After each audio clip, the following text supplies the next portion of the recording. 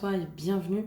Bienvenue, très heureuse de te proposer cette petite vidéo qui fait un peu office d'oracle, on va dire. Euh, j'ai imaginé, j'ai pensé, j'ai été inspirée, voilà, j'ai eu l'idée de faire cette vidéo en fait dans une intention en fonction de ce que tu vis, des situations, des personnes, des moments que tu vis. Des fois, on a nos blessures qui remontent et on s'en rend pas compte. Voilà. On peut être pris dedans et en fait, on n'arrive pas à se rendre compte que finalement, c'est la blessure qui s'active et qui nous fait porter certains masques, etc. Donc, j'ai vraiment imaginé cette vidéo en me disant, ben, ça pourrait être bien que les gens, ils aient un espèce de petit tirage comme ça, en fonction de la situation qu'ils vivent, en fonction de la personne avec qui ils sont, en fonction de tout ça, quand ils sentent qu'il y a un truc, une résistance, il y a quelque chose qui se passe, qui puissent avoir accès à cette vidéo en se disant ok, et ben je vais choisir un détail qui est là. Et en fait, dans l'intention de me dire ok, quelle blessure s'active en ce moment, soit dans ma vie, en ce moment dans cette situation ou avec cette personne, quelle est la blessure qui s'active en ce moment, là où les blessures. Hein. Alors moi, je me suis basée sur les 5 blessures de Lise Bourbeau. Après, on sait qu'il y en a d'autres. Hein. Il y a d'autres blessures qui viennent encore s'ajouter à ça. Mais déjà, si déjà on arrive à faire un grand point sur les grandes blessures, donc je vous rappelle abandon, rejet, trahison, injustice et humiliation. D'accord. Si déjà on arrive à faire le point là-dessus et y voir clair là-dessus, je trouve que c'est déjà pas mal. Ok. Donc là, le but, ça va être de choisir, donc soit intuitivement, soit dans tous les conseils, à chaque fois que je vous fais des tirages à choix, je vous propose de marquer les numéros 1, 2, 3, donc là 4, 5, 1, 2, 3, 4, 5 sur des petits bouts de papier et de piocher. On sait très bien que souvent le hasard fait plutôt bien les choses. Euh, donc de pouvoir faire ça, sur chaque tirage, je vais m'inspirer, donc moi je n'ai plus les 5 blessures, par contre j'ai ce livre-là qui est la guérison des 5 blessures. Donc je vais m'inspirer de ce livre-là pour vous lire un peu les masques, d'accord, de ce qui s'active. Alors, ce serait bien que tu te remettes bien, toi. Voilà. Je vais vous lire un peu ce qui s'active, ok. Alors, moi je vous préviens tout de suite, ça peut un petit peu chatouiller l'ego, d'accord. Votre ego, il va s'activer, forcément. Hein. Il va venir être chatouillé dans ce que je vais vous dire, dans ce que je vais vous lire. Prenez les choses avec détachement, peut-être un peu de légèreté, puis un peu de rigolade et d'autodérision, en se disant « Ah oui, en effet, je suis un petit peu comme ça ». Vous allez vous retrouver aussi dans beaucoup de blessures, d'accord. On les a toutes, sauf la blessure d'humiliation que tout le monde n'a pas. Mais abandon, rejet, trahison, injustice, c'est des blessures que nous portons tous. Et c'est des masques que nous pouvons tous mettre à certains moments, d'accord. Ça ne fait pas de nous qui nous sommes. Ce ne sont que des masques que l'ego met en place pour nous protéger, ok. Donc c'est vraiment à prendre avec discernement, avec détachement et avec un peu de recul aussi. Parce que ça risque de chatouiller un peu l'ego. Ensuite, pour aller plus loin, moi ce que je vais vous proposer sous cette vidéo, c'est que je vais vous proposer des petits packs de vidéos de soins, qui vont faire office de soins, pour pouvoir aller apaiser, peut-être aussi vous aider à avoir des prises de conscience, pouvoir faire des liens de cause à effet, en tout cas pour pouvoir vous aider dans ce cheminement par rapport à vos blessures qui s'activent. Donc chaque pack, je vais vous faire un pack pour chaque blessure. Okay. Alors peut-être qu'il y aura une vidéo, peut-être qu'il y en aura plusieurs, je ne sais pas encore. Parce que ça va être en fonction de ce qui me vient, de mon intuitif, de tout ça. Ok. J'ai envie que ce soit plutôt accessible. Donc chaque pack sera, je pense, pour l'instant, le prix qui me vient, c'est 10 €. Peut-être que ce sera moins. Ce ne sera pas au-delà de 10 €. J'imagine pas quelque chose au-delà de 10 €. Le but, en fait, moi, ce que j'ai à cœur, c'est que chacun puisse aussi œuvrer pour lui-même, puisse s'offrir aussi des soins, des choses autour de la libération, autour de la guérison, autour de notre cheminement, autour de tout ça, dans des choses qui soient accessibles. On n'a pas tous les moyens de mettre des prix exorbitants dans des soins individuels, dans des groupes, enfin dans tout un tas de choses. On n'a pas tous les moyens.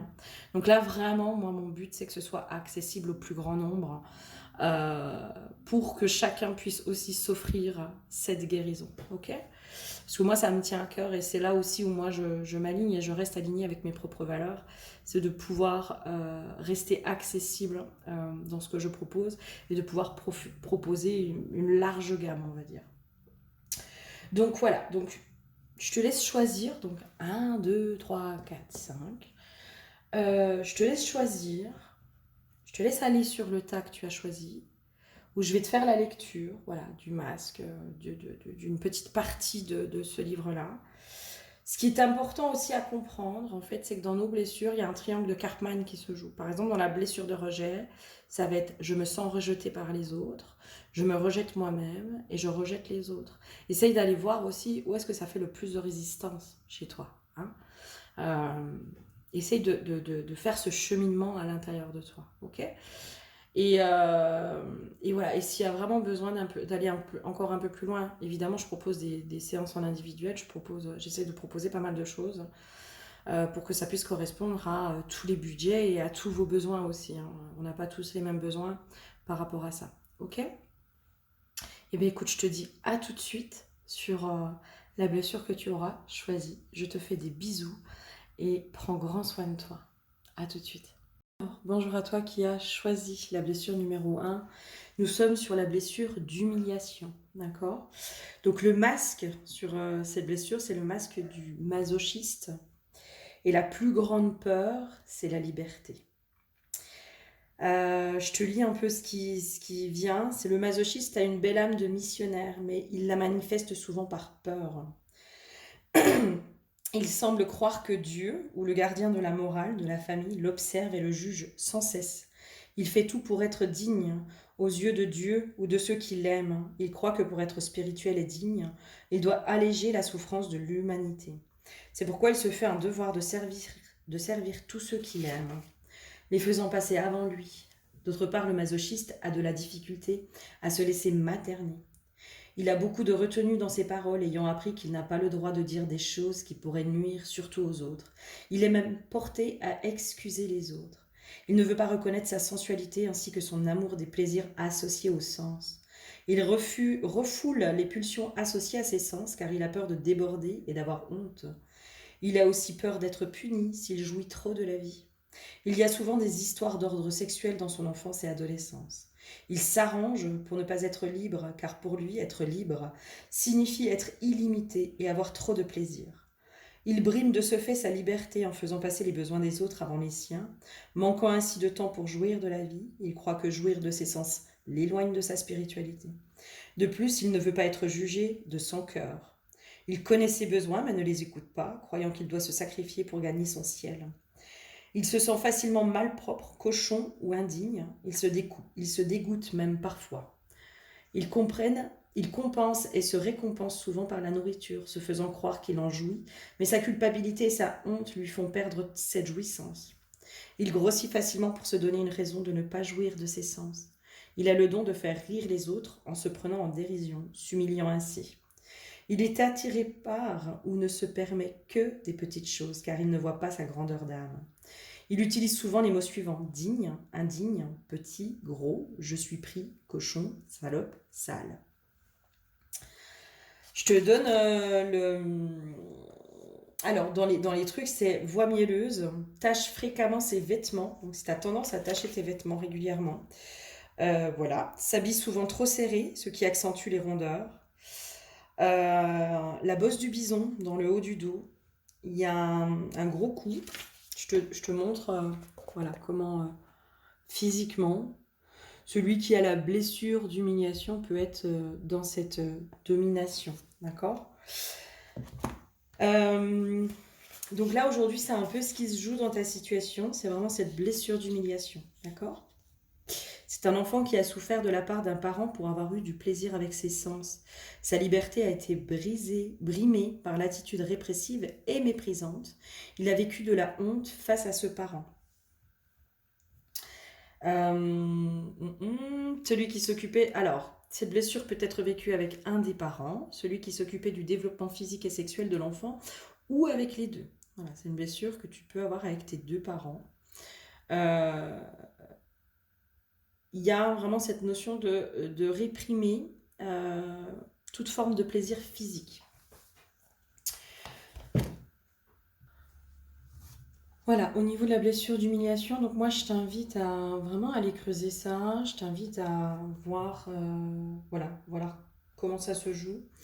Ce qu'il faut comprendre aussi, c'est que dans toutes les blessures, en fait, il y a cette notion de triangle de Karpman, c'est-à-dire que je me sens humiliée par les autres, je m'humilie et j'humilie les autres. Euh, donc c'est vraiment pouvoir aller rééquilibrer ça, d'accord? Donc aujourd'hui, c'est cette blessure qui vient un petit peu t'enquiquiner et qui demande à être prise en considération, on va dire. Je te souhaite en tout cas de pouvoir libérer, et si tu as besoin d'aller un peu plus loin, je t'invite à prendre les vidéos de soins que je propose, où on va aller justement travailler cette blessure d'humiliation et t'aider à l'apaiser, t'aider à comment dire, à apaiser tout ça, à apaiser le petit ego aussi qui s'est mis dedans. Je te fais des bisous et je te dis à bientôt. Bonjour à toi qui as pris la blessure numéro 2. Blessure numéro 2, nous sommes sur la blessure d'abandon, d'accord? Cette blessure, en fait, elle est souvent faite avec le parent du sexe opposé. C'est un enfant qui a souffert de ne pas se sentir soutenu par son parent du sexe opposé dans sa connexion amour-affection. Il a manqué de nourriture affective ou a reçu une forme d'affection non chaleureuse ou différente de ses attentes. Ça, c'est important aussi de pouvoir souligner ce côté différent de ses attentes. Donc le masque de la blessure d'abandon, c'est la dépendance, c'est le dépendant, d'accord? Sa plus grande peur, c'est la solitude. Les attitudes et comportements de la blessure. Alors, le dépendant a de la difficulté à fonctionner seul et a très peur de la solitude. Il recherche la présence et l'attention. Il a surtout un grand besoin d'être soutenu par son entourage. Il souffre souvent de tristesse profonde, étant seul ou non, sans trop savoir pourquoi. Quand il est seul, il peut pleurer pendant longtemps, inconscient de s'apitoyer sur son sort. Il provoque inconsciemment des drames ou des maladies pour attirer la pitié et l'attention. Il développe une attitude de victime en croyant que c'est parce qu'il est malchanceux. Il fusionne facilement avec les autres, il entre dans leurs émotions et leurs souffrances, mais il se sert de leurs problèmes pour amener l'attention à lui. Il exhibe son côté vedette, souvent dramatique dans sa façon de s'exprimer, afin d'attirer l'attention. Dans un groupe, il aime parler de lui, il ramène souvent tout à lui. Il s'accroche physiquement aux autres, il a de la difficulté à faire ou à décider quelque chose seul. Il demande des conseils ou l'avis des autres et peut même se montrer incapable juste pour avoir de l'aide et non parce qu'il ne peut pas y arriver. Ensuite, il est fort probable qu'il ne suive pas ses conseils puisqu'il cherchait uniquement l'attention. Quand il s'occupe de quelqu'un ou lui rend service, c'est dans l'espoir que ce dernier s'occupera de lui en retour. Il a des hauts et des bas, un jour joyeux, un jour triste. Il est facilement déstabilisé par ses émotions. Sa difficulté à terminer une relation lui fait faire beaucoup de pirouettes pour ne pas se retrouver seul. Il croit que si l'autre est d'accord avec lui, c'est une preuve d'amour. En présence d'une personne en colère ou agressive, il s'écrase et devient comme un petit enfant qui a peur. En vieillissant, il angoisse de plus en plus à l'idée d'être seul. Il choisit d'endurer une situation difficile plutôt que d'être seul. Il utilise souvent les mots suivants: seul, absent, je ne supporte pas, on ne me lâche pas, j'ai laissé tomber. Donc au niveau des descriptions physiques, ça peut être des épaules tombantes, ça peut être le dos courbé qui tombe en avant, partie du corps tombante ou flasque, partie du corps située plus basse que la norme, des grands yeux tristes ou tombants, une petite voix d'enfant ou plaintive. S'appuie souvent sur quelque chose ou sur quelqu'un, favorise les vêtements amples ou pendants, d'accord? Et donc là, nous sommes sur les traits un peu physiques du dépendant. Alors, à prendre avec discernement, et vraiment ces ouvrages, moi je sais que ça vient chatouiller l'ego, hein. Voilà, ça peut venir un peu chatouiller l'ego, à savoir que nous sommes tous dans ces blessures-là, sauf l'humiliation que nous n'avons pas tous. Mais si tu sens que ça est venu chatouiller quelque chose, c'est ok, d'accord, c'est pas grave. Dis-toi que nous sommes beaucoup dans ces schémas-là. Donc n'hésite pas à te concentrer un peu sur cette blessure d'abandon. Comme j'ai dit dans la blessure juste avant, euh, c'est un triangle en fait. C'est un triangle de Cartman qui se joue, dans le sens où tu te sens abandonné par les autres, tu t'abandonnes toi-même et tu abandonnes les autres. D'accord? Voilà, c'est pouvoir aussi voir où est-ce que toi déjà tu t'abandonnes. D'accord? Dans quel endroit tu t'abandonnes toi-même. Et puis après, par effet aussi ricochet, ça va se poser autour de toi. Si tu veux aller plus loin, je t'invite à prendre la vidéo de soin. Là où les vidéos, puisque pour l'instant je ne sais pas s'il y en aura une ou plusieurs, pour pouvoir aller, apaiser un peu plus ton ego qui est rattaché à cette blessure d'abandon. Je te fais des bisous. Bonjour à toi qui as pris la blessure numéro 3. Donc, la blessure numéro 3, nous sommes sur la blessure de rejet. D'accord? L'éveil de la blessure, ça se fait de la conception à 1 an. C'est un enfant qui s'est senti rejeté par le parent du même sexe et ne croit pas à son droit d'exister. Le masque, c'est le masque du fuyant. Et sa plus grande peur, c'est la panique. Je te donne un peu les attitudes et comportements, en tout cas quelques-unes. Le fuyant croit profondément qu'il ne vaut rien ou pas grand-chose. Il est constamment insatisfait par ce qu'il est, il se considère comme nul et se juge d'être sans valeur. Il a très peu d'estime de lui-même.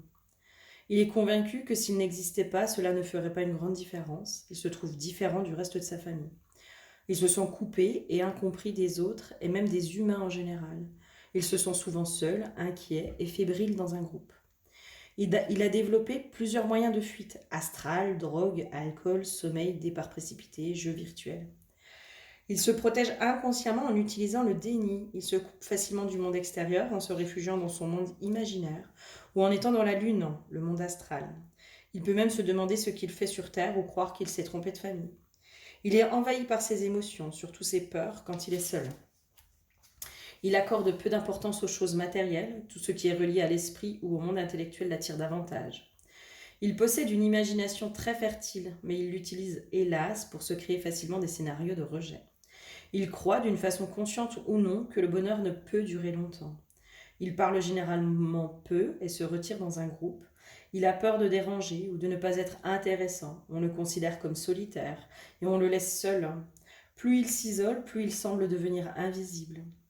En présence de quelqu'un qui hausse le ton ou devient agressif, il quitte rapidement la situation avant de paniquer. Lorsqu'on le regarde, il s'inquiète tout de suite de ce qu'il est.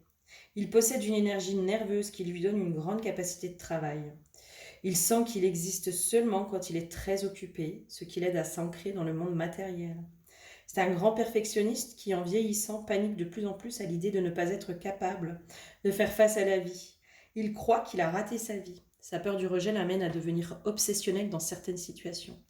Il utilise souvent les mots suivants: nul, rien, disparaître, inexistant, pas de place, sans valeur.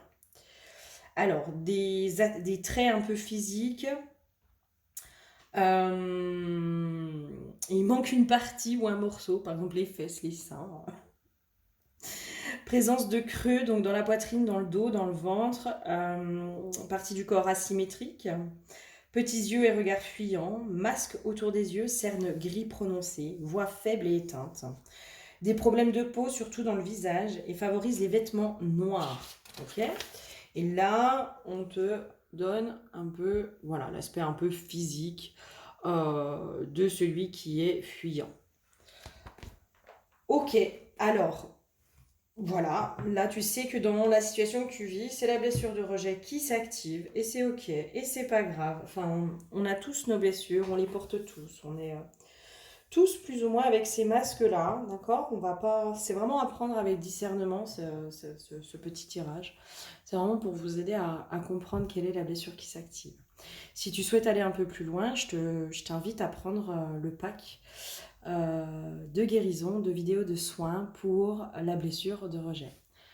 Je t'embrasse. Bonjour à toi qui as pris la blessure numéro 4. Blessure numéro 4, nous sommes sur la blessure d'injustice. Blessure d'injustice, donc qui s'éveille entre 4 et 6 ans avec le parent du même sexe. C'est un enfant qui a souffert de la froideur du parent du même sexe, n'a pas pu s'exprimer, être lui-même avec ce parent, a réagi en se coupant de sa sensibilité. C'est imposé de performer et d'être parfait, a bloqué l'expression de son individualité. Le masque, c'est le masque du rigide. Sa plus grande peur, c'est la froideur. Alors, les comportements et attitudes. Le rigide cherche à se montrer vivant et dynamique, même s'il est fatigué. Il admet rarement qu'il vit des problèmes ou que quelque chose le dérange. S'il admet un problème, il s'empresse de dire que ce n'est pas grave, qu'il est bien capable de s'en sortir seul, ou comment il s'en est sorti tout seul. C'est un grand optimiste qui veut toujours se montrer positif. Il se contrôle pour être parfait et pour correspondre à l'idéal qu'il s'est fixé ou auquel il croit qu'on s'attend de lui. Alors c'est rigolo parce que tu vois sur cette blessure, ça fait 2 fois, enfin c'est la deuxième fois que je la recommence et j'arrête pas de riper sur les mots. C'est très drôle. Il fait tout pour contrôler sa colère, celle dont il est conscient, ayant peur de perdre le contrôle. Il peut sembler contrôlant avec les autres quand sa propre perfection est remise en cause et qu'il se défend. Malgré le fait qu'il veut que tout soit parfait et juste, il est souvent le premier à exagérer un fait ou une accusation. Il est inconscient à quel point il peut être injuste envers les autres et lui-même. Le rigide ne veut pas sentir, il montre difficilement ses sentiments parce qu'il ne sait pas gérer sa grande sensibilité. Il a peur de perdre le contrôle et de ne pas être parfait aux yeux des autres. Il passe d'ailleurs pour froid et insensible parce qu'il se fait croire, ainsi qu'aux autres, que rien ne le touche. De ce fait, il est incapable d'établir une relation intime satisfaisante. Il est très dur envers son corps et admet rarement être malade. Il sent difficilement le froid ou la douleur. Il se glorifie de ne pas avoir besoin de médicaments ou de médecins. Il se croit apprécié surtout par ce qu'il fait et pour son apparence. Il est dans l'action tant que tout n'est pas terminé et parfait. Avant de se faire plaisir, il doit le mériter en ayant bien travaillé. Il s'en demande beaucoup, veut performer et ne respecte pas ses limites. Il accepte de ce fait difficilement les paresseux. Il est spécialiste en auto-sabotage quand cela commence à aller trop loin selon lui. Tout doit être juste, justifié et justifiable. Quand il est pris en défaut, il se justifie immédiatement. Il peut mentir pour se justifier et par crainte d'être pris en défaut, il prépare ses justifications. Il ne peut s'empêcher d'interrompre quelqu'un qui n'a pas été juste dans ses propos, croyant ainsi aider l'autre. Il critique facilement tous ceux qui n'agissent pas comme ce qu'il croit être parfait et juste, tout autant qu'il se critique lui-même. Il croit que les connaissances sont plus importantes que les sentiments. Il se glorifie de ses connaissances et de sa mémoire. Quand il a atteint sa limite, il peut être très cassant, sarcastique, entêté et intransigeant. Il utilise souvent les mots suivants: pas de problème, justement, exactement, sûrement, toujours, jamais, correct, supposé, il faut, je devrais, extraordinaire, fantastique, tous les superlatifs tels que super bon, plus spécial, trop beau, etc. Alors au niveau des descriptions du corps physique, c'est quelqu'un qui a une posture bien droite, corps bien proportionné, le plus parfait possible. Partie du corps rigide, raide, donc jambes, cou, dos, mouvement sec, apparence soignée et séduisante, petite taille serrée par vêtements ou ceinture, mâchoire serrée, ventre plat qu'il s'efforce de rentrer, fesses rondes bombées, teint clair rayonnant, voix sèche et rapide. Et donc, voilà, les attraits physiques. Voilà. Alors à prendre avec discernement évidemment, hein, et puis voilà, c'est vraiment pour vous aider, c'est ne pas prendre, comment dire, ne pas prendre avec de l'ego, parce que ce bouquin vient énormément chatouiller le petit ego, qui lui veut être, veut être bien. Si tu veux aller un peu plus loin, eh bien, écoute, je t'invite à prendre le pack de vidéos de soins pour la blessure d'injustice. En attendant, je te fais des bisous. Alors, bonjour à toi qui as pris la blessure numéro 5. La blessure numéro 5, nous sommes sur la blessure de trahison, d'accord ? L'éveil de la blessure, nous sommes entre 2 et 4 ans avec le parent du sexe opposé. Enfant déçu qui a souffert de ne pas voir ses attentes d'attention comblées par le parent du sexe opposé. S'est senti trahi ou manipulé dans sa connexion amour-sexualité.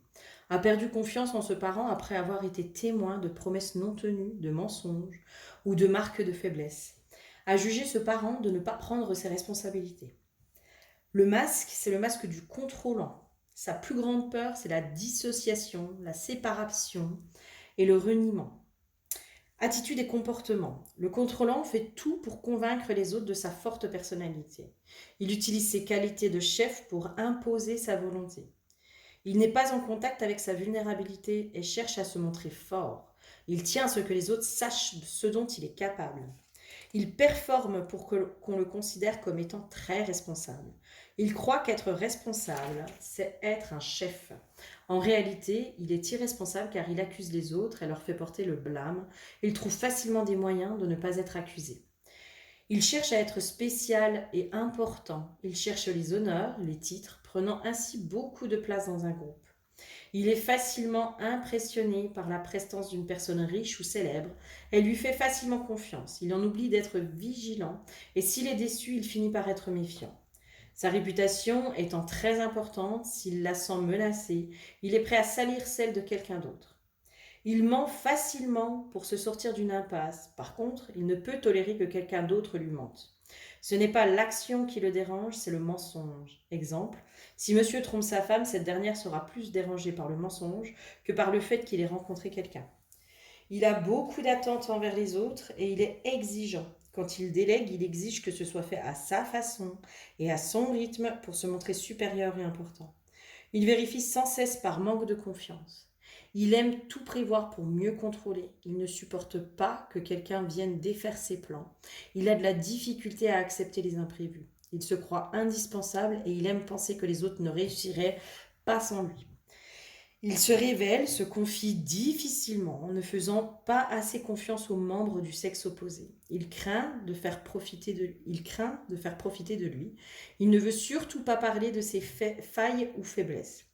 Il est un excellent manipulateur pour contrôler son partenaire. Il ne veut pas admettre qu'il est à la recherche de preuves d'amour de ce dernier.